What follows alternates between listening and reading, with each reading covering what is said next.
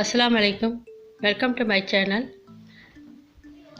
இன்றைக்கி என்னுடைய சேனலில் என்ன வீடியோ பார்க்க போகிறோன்னா, மசால் வடை தான் பார்க்க போகிறோம். காரைக்காலில் கந்தூரி டைமில் இந்த மசால் வடை ரொம்ப ஃபேமஸானது. அந்த மசால் வடை இப்போ எப்படி செய்யலாம் பார்க்கலாம். இப்போ வாங்க, காரைக்கால் கந்தூரி ஃபேமஸ் மசால் வடை எப்படி செய்யலாம் பார்க்கலாம். அதுக்கு தேவையான பொருள்லாம் பார்த்துடலாம். இந்த மாதிரி பருப்பு எடுத்து வச்சுக்கிறேன். இது கடலை பருப்பு யூஸ் பண்ணிக்கலாம், இது மாதிரி பட்டாணி பருப்பும் யூஸ் பண்ணிக்கலாம். நான் இன்றைக்கி பட்டாணி பருப்பு தான் எடுத்துருக்கிறேன். அதை நல்லா கழுவிட்டு ஊற வச்சுக்கலாம். நல்லா ஊறின பிறகு தண்ணி இல்லாமல் நல்லா வடிச்சிட்டு, இந்த மாதிரி கையால் நல்லா வடிச்சிட்டு மிக்ஸி ஜாரில் சேர்த்துக்கலாம். இதில் நம்ம தண்ணிலாம் ஊற்றி அரைக்க போகிறதில்ல, இதில் தண்ணியிலே தான் நம்ம அரைக்க போகிறோம். நல்லா தண்ணி இல்லாமல் இந்த மாதிரி வடித்து எல்லாத்தையும் நான் அரைக்க போகிறேன். இப்போ மிக்சியில் அரைச்சி எடுத்துக்கலாம். இப்போ நான் இதை அரைச்சி எடுத்துட்டேன். இந்த மாதிரி கொரப்பாக அரைச்சி எடுத்துக்கணும். ரொம்ப அரையணும் தேவையில்லை. இந்த மாதிரி கொரப்பாக அரைச்சி எடுத்துக்கணும். பாருங்கள், ஒன்று ரெண்டு பருப்புலாம் தெரியுது, கொஞ்சம் கொரப்பாக இருக்குது. இந்த அளவுக்கு அரைச்சி எடுத்துங்க. இப்போ அடுத்ததையும் இந்த மாதிரி நான் அரைச்சி எடுக்க போகிறேன். தண்ணிலாம் சேர்த்துறாதீங்க, இதில் தண்ணியிலே அரைஞ்சிடும். இந்த மாதிரி ஒன்று ரெண்டாக அரைச்சி எடுத்துங்க. பருப்பு பாருங்கள், ஒன்று ரெண்டாக தெரியுது. இந்த மாதிரி அரைச்சி எடுத்துங்க. இப்போ இதில் சேர்க்கறதுக்காண்டி சின்ன வெங்காயம் எடுத்து வச்சுக்கிறேன். இதுக்கு சின்ன வெங்காயம் தான் நல்லாயிருக்கும், அதனால் நான் சின்ன வெங்காயம் எடுத்து வச்சுக்கிறேன். சின்ன வெங்காயத்தை இதை மாதிரி கட் பண்ணி சேர்த்துடலாம். உங்கள்கிட்ட சின்ன வெங்காயம் இல்லைனா கூட பெரிய வெங்காயம் கூட நீங்கள் சேர்த்துக்கலாம். இந்த வடைக்கு தேவையான கருவேப்பிலை எடுத்து வச்சுக்கிறேன். கருவேப்பிலையும் இந்த மாதிரி கட் பண்ணி எடுத்து வச்சுக்கலாம். இப்போ எல்லாத்தையும் கட் பண்ணி வச்சுருக்கிறேன். இப்போ வெங்காயத்தையும் கருவேப்பிலையும் இந்த பருப்போடு சேர்த்துடலாம்.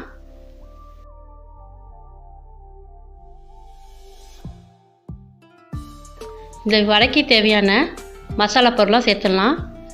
இஞ்சி பூண்டு பேஸ்ட்டு சேர்த்துக்கலாம். இதில் மிளகாய் தூள் சேர்த்துக்கலாம். அதோட மஞ்சள் தூள் சேர்த்துடலாம். கரம் மசாலா தூள் சேர்த்துக்கலாம்.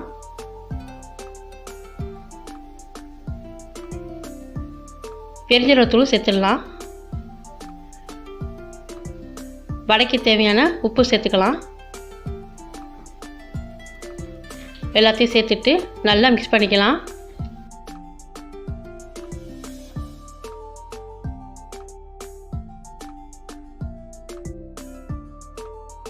நல்லா மிக்ஸ் பண்ணிவிட்டு கையால் நல்லா இந்த மாதிரி பிசைஞ்சு எடுத்துக்கலாம். இல்லைங்க, மிளகாய் தூளுக்கு பதிலாக பச்சை மிளகா கூட சேர்த்துக்கலாம்.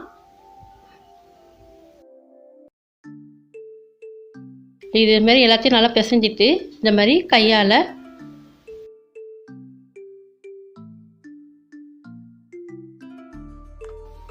இந்த மாதிரி சின்ன சின்ன வடையாக இது மாதிரி உருட்டிக்கலாம்.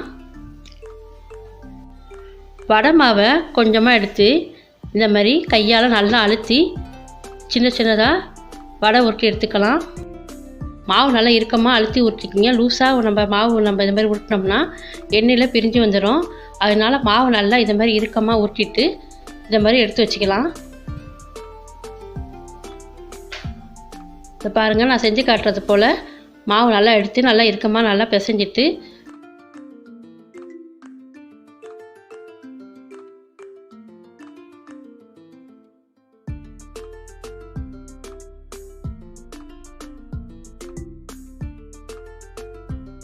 சின்ன சின்னதாக வடை உருட்டி எடுத்து வச்சுக்கலாம்.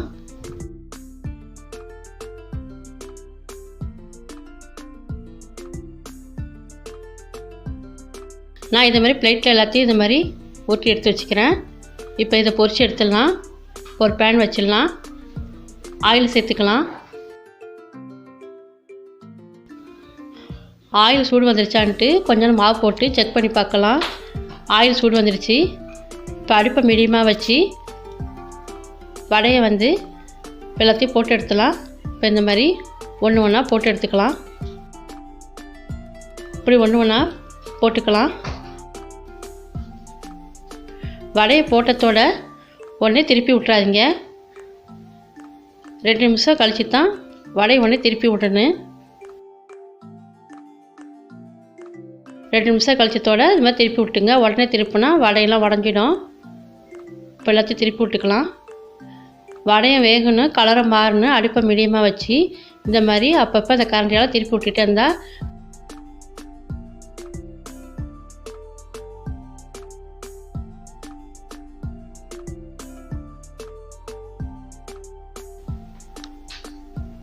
இந்த மாதிரி அப்பப்போ கரண்டியால் திருப்பி விட்டுட்டே இருங்க.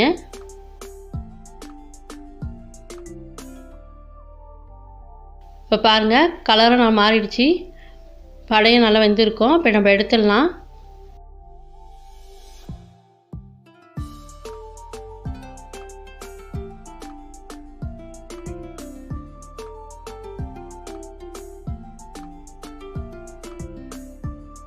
இப்போ நான் எல்லா வடையும் இந்த மாதிரி எடுத்துட்டேன்.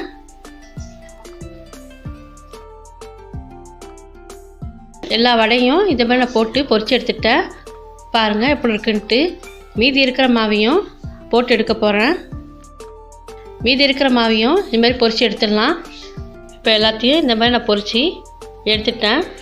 இப்போ பாருங்கள், காரைக்கால் ஃபேமஸ் கந்தூரி மசால் வடை சூப்பராக ரெடி ஆகிடுச்சு. இந்த வடைக்கு ஒரு சட்னி ஒன்று செய்ய போகிறேன். இந்த வடையை சும்மா சாப்பிட்டா நல்லாயிருக்கும், சட்னியோட சாப்பிட்டா செம்ம சூப்பராக இருக்கும்.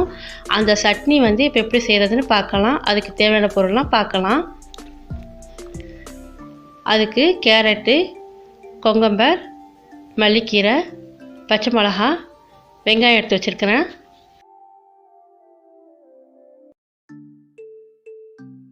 இதே மாதிரி எல்லாத்தையும் கட் பண்ணி ஒரு பவுலில் சேர்க்க போகிறேன். வெங்காயத்தை சேர்த்துடலாம். அதோட பச்சை மிளகா சேர்த்துக்கலாம். மல்லிக்கீரையை சேர்த்துடலாம். கேரட்டையும் வெள்ளரிக்காயும் சேர்த்துடலாம்.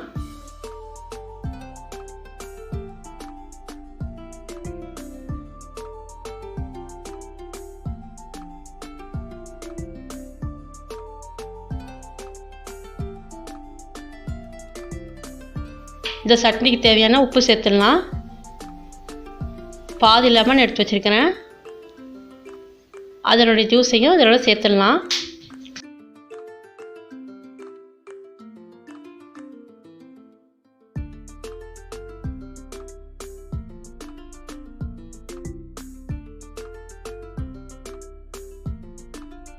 இதில் அரைச்சி சேர்க்கறதுக்காண்டி வேர்க்கடலை, முந்திரி பருப்பு, அதோட பொட்டுக்கல்லையும் சேர்த்து நான் அரைச்சி எடுக்க போகிறேன். வேர்க்கடலை சேர்த்துக்கலாம், முந்திரி பருப்பு சேர்த்துடலாம், அதோட பொட்டுக்கல்லையும் சேர்த்து கொஞ்சமாக தண்ணி சேர்த்து மிக்சியில் அரைச்சிக்கலாம். இந்த மாதிரி நான் அரைச்சி எடுத்து வச்சுட்டேன். இப்போ இந்த பேஸ்ட்டை இதோட சேர்த்துக்கலாம். இதோட சேர்த்துட்டு தண்ணி நல்லா ஊற்றி நல்லா மிக்ஸ் பண்ணிவிட்டு இதோட சேர்த்துடலாம். சட்னி ஊற்றி தான் சாப்பிட போகிறோம், அதனால் கொஞ்சம் தண்ணி சேர்த்து இந்த மாதிரி கலந்து எடுத்து வச்சுக்கலாம்.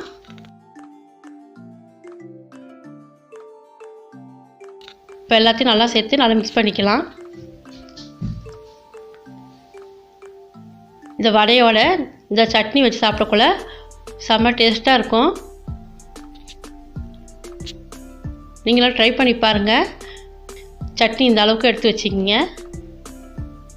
இப்போ சட்னியும் ரெடி ஆகிடுச்சு, வடையும் ரெடி ஆகிடுச்சு.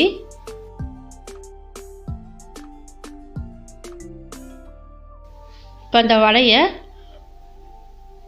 உடச்சி காட்டுறேன் பாருங்கள்.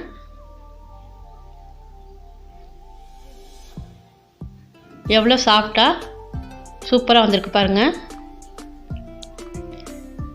இதை மாதிரி வடையை எடுத்து வச்சுட்டு இதுக்கு மேலே நல்லா சட்னியை இதை மாதிரி ஊற்றி ஊற வச்சு சாப்பிட்டா செம்ம டேஸ்டான காரைக்கால் கந்தூரி மசால் வடை சூப்பராக இருக்கும். இந்த மாதிரி காரைக்கால் கந்தூரி மசால் வடையும் சட்னியும் செஞ்சு பாருங்கள், ரொம்ப நல்லாயிருக்கும். மட்டன் சாத்தை தான் செய்ய போகிறோம். இந்த சாத்தை ரெசிபி ரொம்ப டேஸ்ட்டாக சூப்பராக இருக்கும். அதுக்கு ஒரு சட்னி வச்சு செய்ய போகிறோம். இப்போ இது எப்படி செய்யலாம் பார்க்கலாம். இந்த சாத்தை ரெசிபி வந்து காரைக்காலில் கந்தூரி டைமில் இந்த மாதிரி சாத்தை வடையெல்லாம் கடை போடுவாங்க. அந்த ரெசிபியை தான் இப்போ நான் உங்களுக்கு ஷேர் பண்ணுறேன். அது எப்படி செய்யலாம்னு பார்க்கலாம். மட்டனை இது மாதிரி சுத்தம் பண்ணி கழுவி இது மாதிரி அறுத்து வச்சுக்கிறேன். நம்ம இதை வந்து கிரில் பண்ண போகிறோம். அதனால் சின்ன சின்னதாக இது மாதிரி கட் பண்ணி வச்சுருக்கிறேன். இதில் இஞ்சி பூண்டு பேஸ்ட்டு சேர்த்துட்டு தேவையான மிளகாத்தூள் சேர்த்துக்கலாம். எவ்வளோ காரம் வேணுமோ அதுக்கு மாதிரி மிளகாத்தூள் சேர்த்துங்க.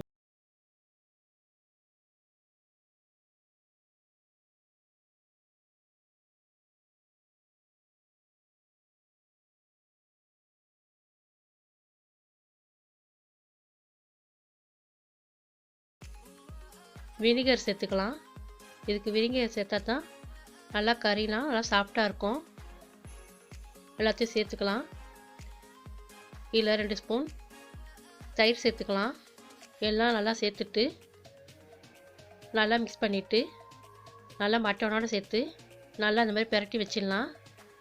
இதை நம்ம காலையில் இந்த மாதிரி நம்மலாம் ரெடி பண்ணி வச்சுட்டு ஈவினிங் டைமில் இந்த மாதிரி நம்ம செஞ்சு சாப்பிட்லாம். நல்லா கறி ஊறணும். அப்போ தான் மசாலாலாம் நல்லா ஏறி நல்லா கரெக்டாக வரும். கறி நல்லா மிதுவாக இருக்கும். அதனால் நம்ம காலையிலேயே நம்ம ரெடி பண்ணிவிட்டு ஈவினிங் இது மாதிரி டைமில் செய்யலாம். இல்லைன்னா கறியை நைட்டை நல்லா பிரட்டி ஃப்ரிட்ஜில் வச்சுட்டு மறுநாள் கூட இது மாதிரி ரெடி பண்ணி செய்யலாம். இப்போ செய்கிற டைமில் மேலே 1/2 ஸ்பூன் கரம் மசாலா சேர்த்துட்டு அதை நல்லா பிரட்டிக்கலாம். இப்போ நம்ம இதை ஓவனில் கிரில் பண்ண போகிறோம். இதை மாதிரி ஸ்டிக் வச்சு ஒன்று ஒன்றா இந்த மாதிரி எண்ணெய் விட்டு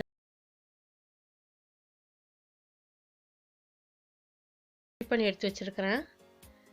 இதை நம்ம ஓவனில் ஹீட் பண்ணிக்கலாம். நல்லா வெந்த பிறகு பின்பக்கம் ஆயில் இல்லைன்னா கீ இது மாதிரி ப்ரெஷ்ஷால் இது மாதிரி தடவி விட்டுக்கலாம். இப்போ எல்லாம் ரெடி ஆயிடுச்சு. இது வந்து கறி கீழே அடுப்பு கறி வச்சு மேலே இந்த மாதிரி கூட வச்சு செய்யலாம். என்கிட்ட அது மாதிரி இல்லாதனால நான் ஓவனில் வச்சு சூடு பண்ணி இது மாதிரி எடுத்து வச்சுருக்கிறேன்.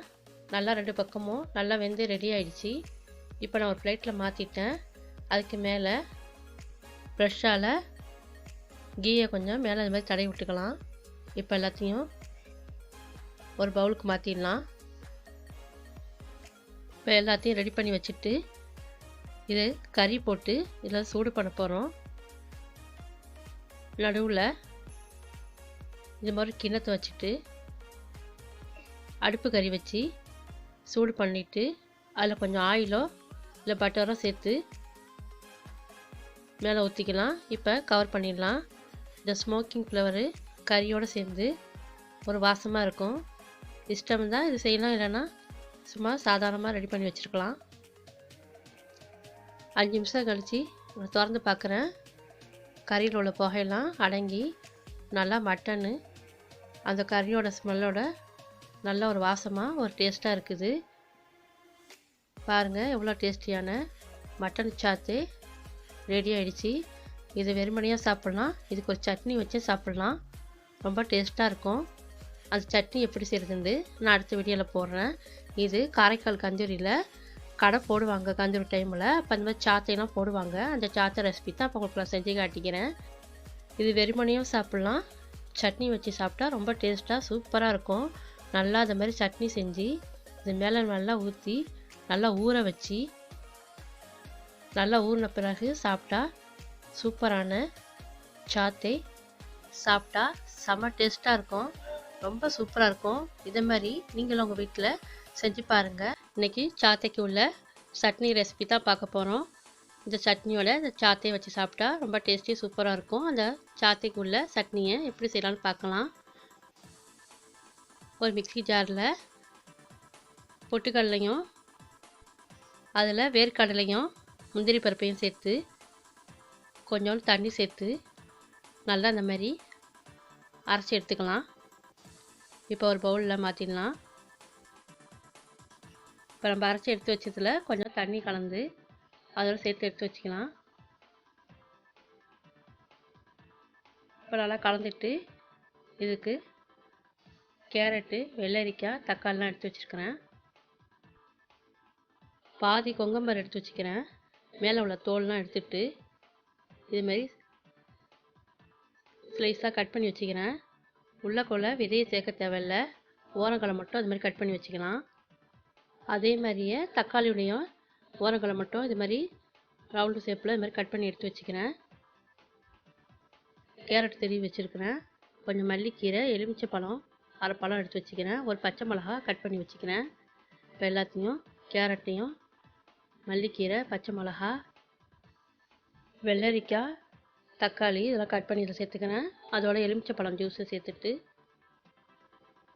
உப்பு சேர்த்துக்கலாம்.